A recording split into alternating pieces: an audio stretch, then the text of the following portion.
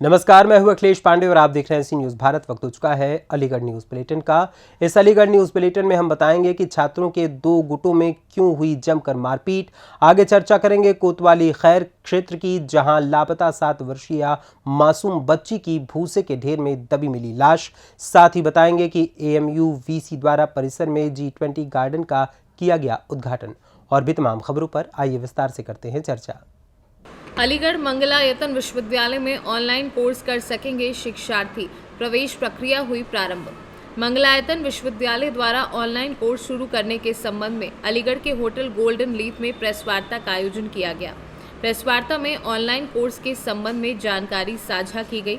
मंगलायतन विश्वविद्यालय को राष्ट्रीय मूल्यांकन और प्रत्यायन परिषद से A+ ग्रेड मिलने के बाद एक और उपलब्धि मिली है। विश्वविद्यालय अनुदान आयोग ने विश्वविद्यालय को ऑनलाइन कोर्स की मान्यता दे दी है। जो शिक्षार्थी नौकरी के साथ पढ़ाई करना चाहते हैं वह घर बैठे ऑनलाइन पढ़ाई करके अपनी डिग्री पूरी कर सकते हैं। विदित रहे कि विश्व भर में फैली कोविड-19 महामारी ने शिक्षा के तरीकों को पुनर्गठित करने का मौका दिया है। इस दौरान ऑनलाइन शिक्षा पर जोर दिया गया। UGC ने ऑनलाइन कोर्सेज के लिए नियम बनाए थे। विशेषज्ञ पैनल प्रबंधन के दृष्टिकोण में मापदंडों पर खरा उतरने पर विश्वविद्यालय को अनुमति प्रदान की गई है। आपका आज ये किस तरह की प्रेस कॉन्फ्रेंस का यहाँ आयोजन हुआ है? सर क्या नाम है, ये कॉन्फ्रेंस क्यों रखी गई है?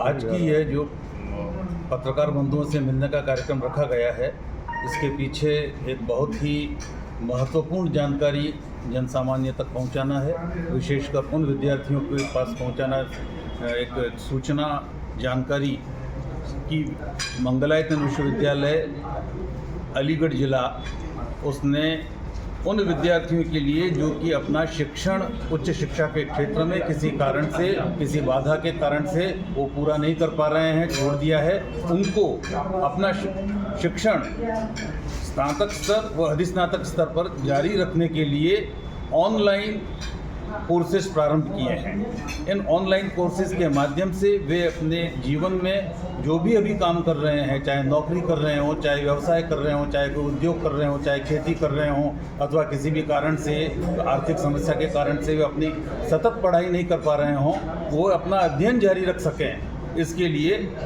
मंगलायतन विश्वविद्यालय को विश्वविद्यालय अनुदान आयोग द्वारा ऑनलाइन क्लासेस के माध्यम से परीक्षाएं आयोजित करवाकर पाठ्यक्रम से उनको पढ़ा करके परीक्षाएं लेकर के उनको उपाधि प्रदान करने की अनुमति मिल गई है। और इस सत्र यानी सत्र 2023-24 से 3 स्नातक स्तर पर तथा 9 अधिस्नातक स्तर पर डिग्री के लिए हम कार्यक्रम प्रारंभ करके विद्यार्थियों के समक्ष आपके माध्यम से ये संदेश देना चाहते हैं कि विद्यार्थी जो पढ़ नहीं पा रहे हैं, चाहे उम्र कोई भी हो उनकी, 20 वर्ष हो, 50 वर्ष हो, 70 वर्ष हो, 35 वर्ष हो, यानी सतत शिक्षा उनकी बनी रहे।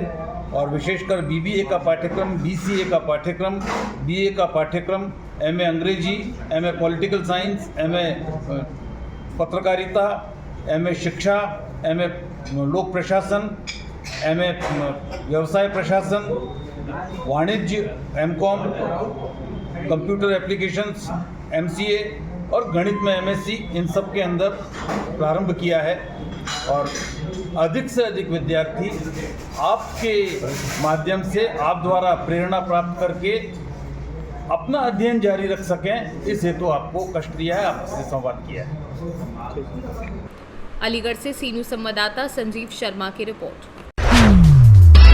कोतवाली खैर क्षेत्र के मथुरा नौझील बाजना रोड स्थित शिवाला गांव में ग्रामीणों के बीच उस वक्त अफरा तफरी और भगदड़ मच गई जब रविवार की देर शाम अचानक लापता हुई एक 7 वर्षीय मासूम बच्ची की लाश गांव के एक घेर में टीन शेड में अंदर भरे भूसे के ढेर में दबी हुई मिली।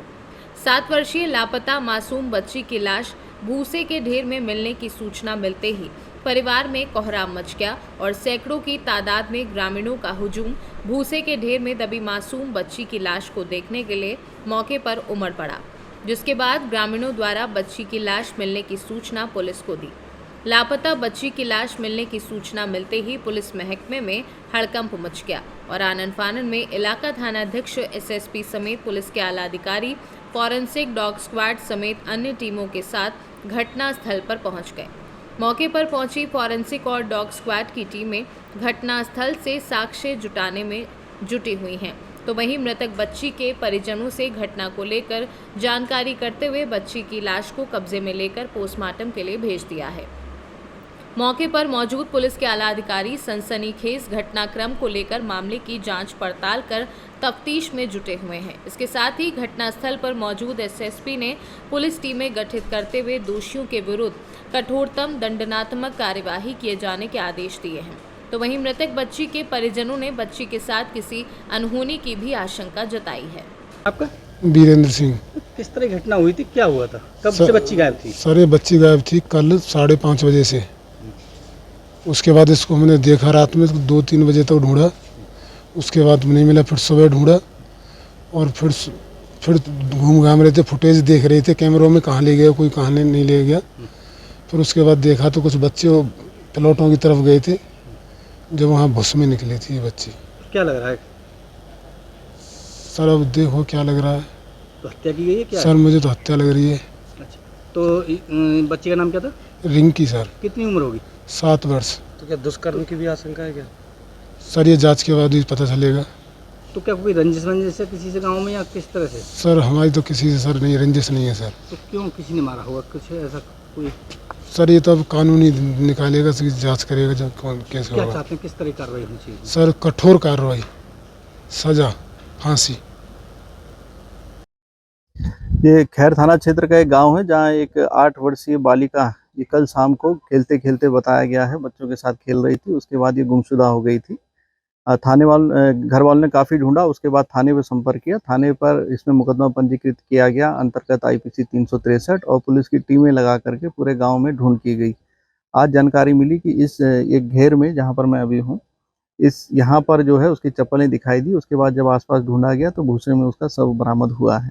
तत्काल यहाँ पर फील्ड यूनिट की टीमें, अन्य टीमें बुलाई गई हैं। उसका मुआयना करते हुए शव को जो है पोस्टमार्टम के लिए भेजा गया है। घर वालों के द्वारा जो पूर्व से ही पंजीकृत मुकदमा था उसको सुसंगत धाराओं में तरमीम करते हुए आगे की वैधानिक एवं विवेचनात्मक कार्रवाई जारी की गई है। जितने भी संदिग्ध हैं उनके बारे में जानकारी की जा रही है। कठोरतम दंडात्मक कार्रवाई के आदेश दे दिए गए। अलीगढ़ से सी न्यूज संवाददाता संजीव शर्मा की रिपोर्ट। अलीगढ़ में वर्चस्व की जंग को लेकर छात्रों के 2 गुटों में जमकर मारपीट का मामला सामने आया, जिसको लेकर आपसी कहासुनी के बाद जमकर पहले मारपीट हुई और फिर उसके बाद मारपीट करते हुए छात्रों के द्वारा पथराव शुरू कर दिया गया। इस दौरान कॉलेज में पढ़ने वाले अन्य छात्र छात्राएं गंभीर रूप से घायल हो गए। आक्रोशित घायल छात्र छात्राओं के द्वारा थाने का घेराव करते हुए दबंगई करने वाले छात्रों के खिलाफ कार्यवाही की मांग की गई है। सर ये क्या मामला हुआ, किस कॉलेज में आप जी? ये क्या नाम है कॉलेज का? कॉलेज का नाम है महात्मा गांधी गुरुदत्त स्मारक इंटर कॉलेज विजयवाड़ा। तो आज जो मामला हुआ है, क्या मामला है? आज सुबह प्रेयर के बाद फर्स्ट पीरियड चल रहा था, लगभग 7:30 बजे का टाइम था, 7:25 के आसपास। उसी दौरान हमारे कॉलेज के कर्मचारी आते हैं और कुछ बाहरी अराजक तत्व कुछ देर बाद आ करके और वो अंदर प्रवेश करते हैं और प्रवेश करके बच्चों के साथ हाथापाई शुरू कर देते हैं। उसमें कुछ अपना चेहरा भी ढक रखे थे। तो यही फिर बच्चों से बातचीत, आपस में लड़ाई झगड़े की स्थिति, मारपीट, यही सब हो। आज जो है ये जानकारी मिली है कि ये कॉलेज जो है एक जंग का मैदान बना है, जिसमें शिक्षा का मंदिर है। इसमें ताबड़तोड़ फायरिंग भी की गई है, तो क्या मामला है इसका? हाँ, उसी जो कई लोग साथ बाहर से आए, जो 25-30 लोग, उसी में कुछ हथियार भी लिए थे, तो उन्होंने कुछ फायर वायर भी किए। तो इसमें कितने लोग घायल हुए हैं, कितने लोग घायल? वैसी तो कोई चोट नहीं है घायल वाली, केवल फायरिंग हुई है और थोड़ा बहुत हाथापाई हुई है। बाकी गंभीर चोट किसी को नहीं कोई आई है। इसमें कॉलेज का भी कोई कर्मचारी बताया जा रहा है? हाँ, कॉलेज के एक कर्मचारी हैं जिनके साथ हाथापाई हुई है। बताया जा रहा है कि भी एक गुट के साथ कॉलेज का कर्मचारी भी है। अब ये गुट को तो मैं नहीं कह सकता हूँ, लेकिन वो कर्मचारी हैं, लिपिक हैं कार्यालय में, रवि कुमार नाम है उनका, तो उनके साथ हाथापाई हुई। तो इसमें पुलिस कितनी देर में आई थी, क्या पुलिस का क्या रोल था? जैसे ये घटना होती है मैं तुरंत मैंने सुसाक फ़ोन किया, तो उन्होंने कहा मैं तो अभी तत्काल पहुंच रहा हूं। तो मुझे लगा कुछ थोड़ा विलम्ब हो रहा, फिर मैंने दोबारा कॉल की तो वो करीब 10-15 मिनट में घटनास्थल पर आ गए थे। तो क्या मौके पर कुछ लोग पकड़े गए हैं क्या? मौके पे कुछ 1-2 लोगों को जो मिले हैं उनको बैठा करके वो ले गए हैं साथ। तो पुलिस क्या कार्रवाई कर रही है इसमें? अब ये तो पुलिस का मैटर है, क्या कार्रवाई करेगी और जांच का विषय है। जो भी जांच होगी, जो भी दोषी होगा इसमें उसके खिलाफ कार्रवाई की जाएगी। आपकी तरफ से क्या तहरीर दी गई? मेरी तरफ से अभी तहरीर लिखी जा रही है, अभी तहरीर दे रहा हूँ। और जो भी अगर हमारा कोई साथी या किसी प्रकार का कोई दोषी पाया जाता है तो जो भी उचित कार्रवाई है वो प्रबंध तंत्र के द्वारा और हमारे द्वारा की जाएगी। छात्र जो मांग कर रहे हैं कि ऐसे उपलब्धि छात्रों को बाहर निकाला जाए, उसके बारे में क्या करना है? अभी तो कहना उचित नहीं होगा, पहले उनकी जांच की जाएगी, कौन छात्र उपद्रवी हैं चिन्हित किया जाएगा, उसके बाद की प्रक्रिया होगी। क्या नाम है? मेरा नाम महेश कुमार है। दिनांक 7/8/23 को थाना विजयगढ़ से एक विद्यालय में बच्चों के बीच झगड़े की सूचना प्राप्त हुई, जिसको विद्यालय के कुछ कर्मचारियों ने बढ़ावा दिया। आक्रामक पक्ष के 10-11 लोगों को गिरफ्तार कर लिया गया है। विद्यालय प्रशासन की ओर से तहरीर प्राप्त करके अभियोग पंजीकृत किया जा रहा है। झगड़े में शामिल शेष अन्य व्यक्तियों को भी शीघ्र ही गिरफ्तार किया जाएगा। विवेचना प्रचलित है, मौके पे शांति व्यवस्था सामान्य है। अलीगढ़ से सीनू संवाददाता संजीव शर्मा की रिपोर्ट।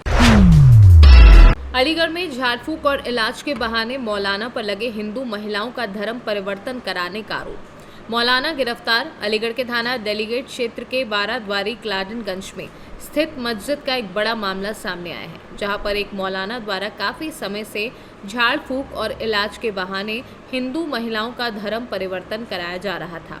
जिसकी जानकारी हिंदूवादी नेताओं को मिली तो वह मौके पर पहुंच गए और पुलिस को सूचना देकर मौलाना को गिरफ्तार कर लिया है।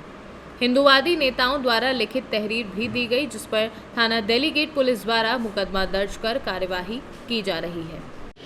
क्या नाम है ये जो वीडियो वायरल हुई, क्या कहेंगे? मेरा नाम शगुन वासु है। आज बाराद्वारी का क्लाडगंज स्थित जो मस्जिद है, वहाँ की सूचना हमको मिली थी। मौलाना जो भी है हिंदू महिलाओं को बुलाते हैं झाड़ फूक के बहाने व उनका धर्म परिवर्तन करवाने का कार्य करते हैं, उनको नमाज वगैरह पढ़ाने का कार्य करते हैं। उसी सूचना के दौरान आज जब मैं वहाँ से गुजर रहा था, ठीक है, वहाँ मेरे को वो कुछ महिलाएं हिंदू की वहाँ मिली। मेरा उनसे पूछने पर उनके द्वारा यही बताया गया कि हम अपनी झाड़ फूक करवाने आए हैं। और मेरा पूछा कि मौलाना साहब क्या झाड़ फूक में क्या करते हैं, कि वो नमाज पढ़वाते हैं, धर्म परिवर्तन करने के लिए दबाव बनाते हैं। उसी प्रकरण में आज क्लाडगंज स्थित मौलाना को डेलीगेट इंस्पेक्टर साहब के सुपुर्द करके उन पर कानूनी कार्रवाई करने का काम किया। कहाँ का रहने वाला था वो? जमालपुर क्षेत्र की तरफ का रहने वाला वो बता रहा था अपने आप को। क्या नाम था उसका? नाम अभी उसका पता नहीं चल रहा है, जैसे पता चलेगा आपको अवगत करवा। अलीगढ़ से सीनू संवाददाता संजीव शर्मा की रिपोर्ट।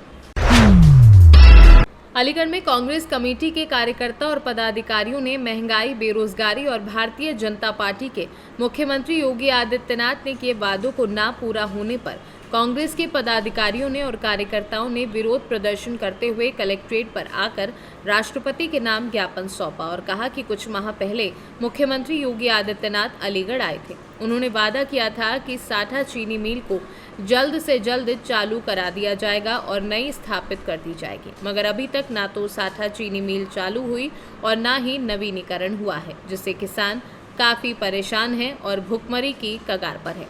मगर सत्ता में बैठी सरकार सिर्फ और सिर्फ दावे और वादे करती है और आम जनमानस महंगाई, बेरोजगारी, बिजली कटौती से काफ़ी परेशान है।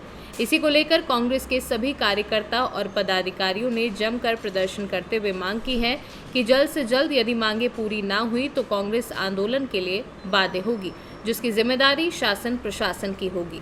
आज यहाँ पे किस तरह का ज्ञापन दिया गया है, किन किन मांगों को लेकर? देखिए, हमने आज किसानों की समस्या को लेकर ज्ञापन सौंपा है जिलाधिकारी के माध्यम से, मुख्यमंत्री महोदय जी से मांग की है कि पेराई सत्र शुरू होने वाला है। अक्टूबर में प्रदेश भर के सभी गन्ना मिल चालू हो जाते हैं। साथा चीनी मिल एकमात्र जनपद में चीनी मिल है।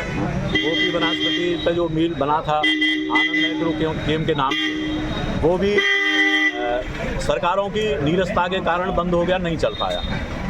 1-2 पेराई सत्र शुरू किए उन्होंने, वो बंद हो गया, उसका पैसा लेके भाग गए उसके मालिक। ये चीनी मिल, इससे उम्मीद थी कि ये सरकारी है और ये चलेगा, क्योंकि यहाँ सरकार आई हुई है और बीजेपी सरकार बड़ा किसानों के हित की बात करती है, परंतु बड़े खेदजनक बात है, बड़े दुख की बात है कि माननीय मुख्यमंत्री जी, यशस्वी मुख्यमंत्री जी ने 2-3 बार यहाँ अलीगढ़ जनपद में आके किसानों के बीच में आके ये वायदे किए कि मैं इसको नई यूनिट बना दूंगा साथा चीनी मिल को, मैं इसकी पेराई क्षमता बढ़ा दूंगा, मैं गन्ना किसानों को सब्सिडी दूंगा, मैं किसानों के कर्जे माफ़ करूंगा।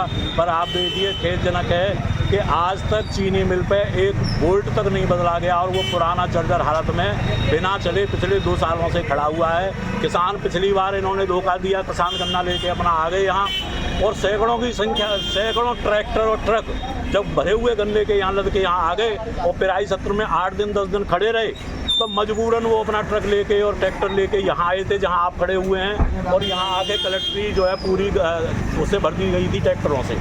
आपको याद होगा, पर तत्कालीन जिलाधिकारी महोदय ने वायदा किया था कि आज आप ट्रैक्टर हटा लीजिए यहाँ से, आज आप अपने गन्ने की किसी भी तरह से व्यवस्था कर लीजिए, हम इसको एप्रिशिएट करेंगे, हम इसको इसके बदले आपको मुआवजा देंगे और हम इसको 3 महीने के अंदर चीनी मिल को नया बना देंगे और चला देंगे। आज 1.5 साल का समय होने जा रहा है, 1 वोल्ट नहीं बदला गया।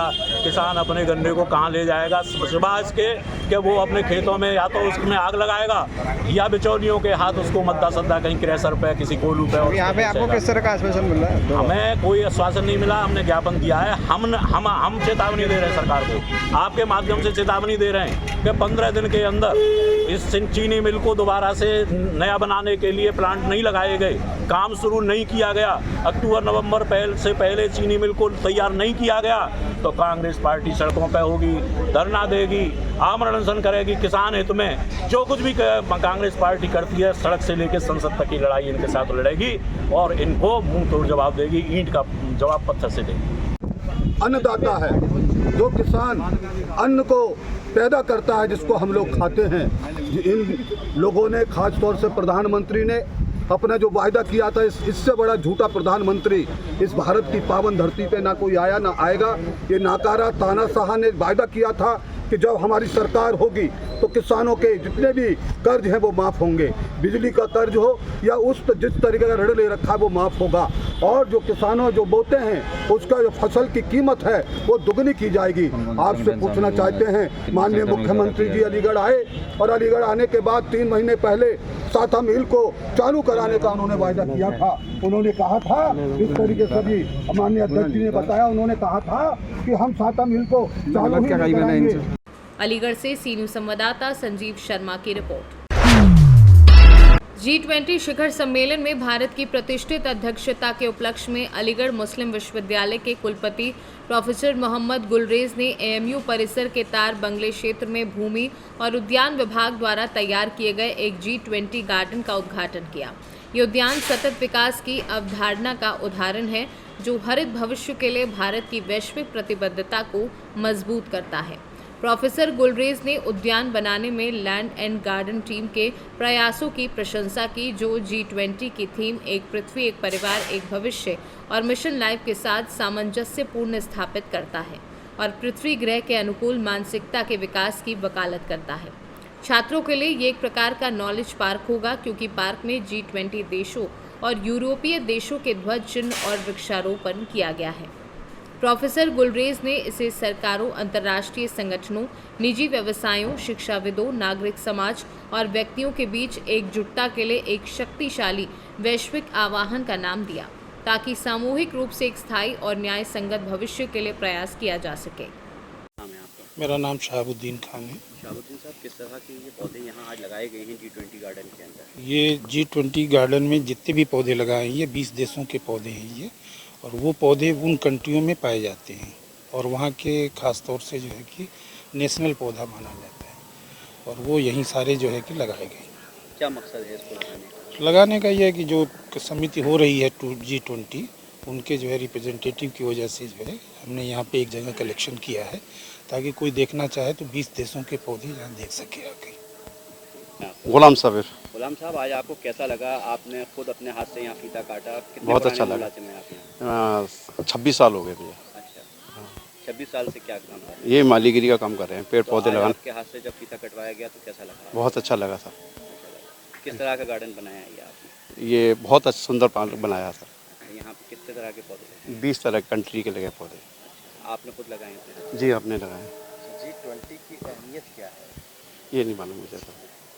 चलिए, नाम है आपका? मेरा नाम शहाबुद्दीन खान है। शहाबुद्दीन साहब, किस तरह के ये पौधे यहाँ आज लगाए गए हैं G20 गार्डन के अंदर? ये G20 गार्डन में जितने भी पौधे लगाए हैं ये 20 देशों के पौधे हैं ये, और वो पौधे उन कंट्रियों में पाए जाते हैं और वहाँ के ख़ास तौर से जो है कि नेशनल पौधा माना जाता है और वो यहीं सारे जो है कि लगाए गए। क्या मकसद है इसको लगाने का? लगाने का ये है कि जो समिति हो रही है G20 उनके जो है रिप्रेजेंटेटिव की वजह से जो है हमने यहाँ पे एक जगह कलेक्शन किया है ताकि कोई देखना चाहे तो 20 देशों के पौधे यहाँ देख सके आके। गुलाम साबिर। गुलाम साहब, आज आपको कैसा लगा? आपने खुद अपने हाथ से यहाँ फीता काटा। कितने बहुत पुराने अच्छा लगा। मुलाजिम हैं आप यहाँ? 26 साल हो गए भैया। अच्छा, 26 साल से क्या काम कर रहे हैं? ये मालीगिरी का काम कर रहे हैं, पेड़ पौधे आज लगाना। आपके हाथ से जब फीता कटवाया गया तो कैसा लगा? बहुत अच्छा लगा था।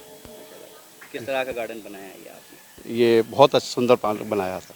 यहाँ पे कितने तरह के पौधे हैं? 20 तरह कंट्री के लगे पौधे। आपने खुद लगाए थे? जी आपने लगाए। G20 की अहमियत क्या है? ये नहीं मालूम मुझे तो। चलिए। अलीगढ़ से सीनू संवाददाता संजीव शर्मा की रिपोर्ट। फिलहाल के लिए इस अलीगढ़ न्यूज़ बुलेटिन में बस इतना ही। देश दुनिया की तमाम खबरों के लिए देखते रहें सी न्यूज़ भारत। हर खबर आपके साथ, आपके हाथ।